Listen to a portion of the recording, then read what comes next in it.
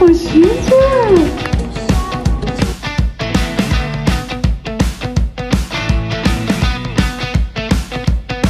این همه تغییر این منو نگیری. بالاخره به آرزوم رسیدم. تا همین نداشتم. به هر کی برسم شما رو معرفی میکنم. فقط ممنون از طراحی خوبتون، ممنون از پرسنل خوبتون، بدون درد و خونریزی. من اصلا خیلی استرس داشتم، فکر میکردم خیلی درد داره، ولی فوق‌العاده عالی بود.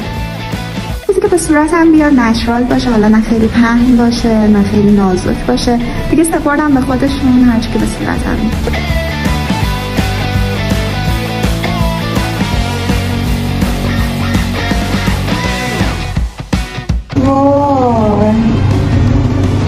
خیلی خوبه.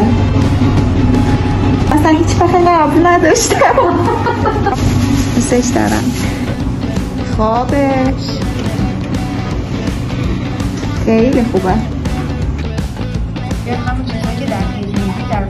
خیلی راضی بودم. کلا همه مراحل خیلی خوب بود. برای من که انقدر می‌ترسیدم اصلا واقعا هیچ ترسی نداشت. نه درد داشت نه اذیت شدم.